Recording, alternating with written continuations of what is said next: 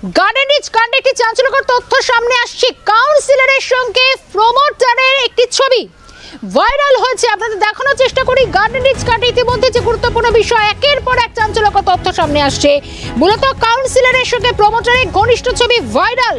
Trinamool councillor Shams ইকবালের সঙ্গে ধৃত প্রমোটার যাকে গতকালই গ্রেপ্তার করা হয়েছে মোহাম্মদ ওয়াসিম, তার একটি ছবি এই মুহূর্তে ভাইরাল। 134 নম্বর ওয়ার্ডের দুবারের জয়ী কাউন্সিলর এই ইকবাল, শামস ইকবাল, অথচ তার ওয়ার্ডে এত বড় একটা বিপর্যয়, এত বড় একটা দুর্ঘটনা।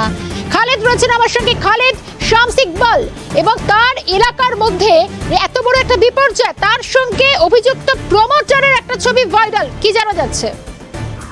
একেবারে দেখো চাঞ্চল্যকর বলা যেতে পারে, তার কারণ এই যে মোহাম্মদ ওয়াসিম যে প্রমোটারটা যে অ্যারেস্ট হয়েছে, তার সঙ্গে যে স্থানীয় কাউন্সিলর শামস ইকবালের ঘনিষ্ঠতা রয়েছে এবং তার সঙ্গে যে ঘনিষ্ঠ সম্পর্ক রয়েছে সেটা কিন্তু বোঝা যাচ্ছে।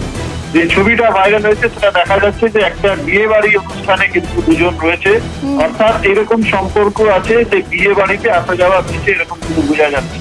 সেখান থেকে কিন্তু বুঝেই যাচ্ছি যে এই শামস ইকবালের সঙ্গে এই মোহাম্মদ ওয়াসিমের সম্পর্ক, সেই সম্পর্ক জেরেই কিন্তু এই এলাকাতে যে বেআইনি নির্মাণ হচ্ছিল সেটা কিন্তু কিছুটা হলেও কিন্তু স্পষ্ট হচ্ছে।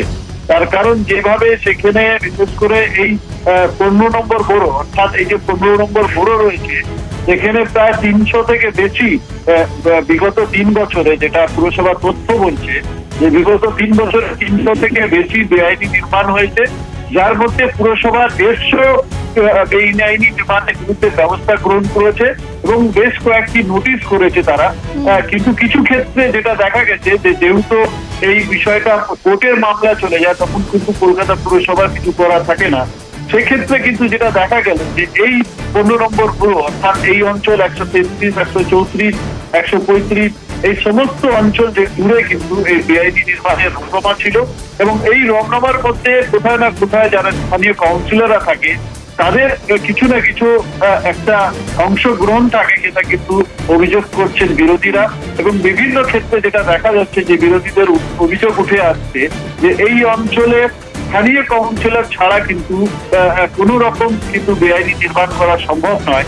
তার কারণ গতকালে কিন্তু ইঞ্জিনিয়ারদের যে সংগঠন তারা কিন্তু অভিযোগ করেছেন যে স্থানীয় কাউন্সিলরদের মদত ছাড়া কিন্তু এইভাবে বেআইনি নির্মাণ করা অসম্ভব। অথচ মেয়র কিন্তু এই অভিযোগটা খারিজ করেছেন।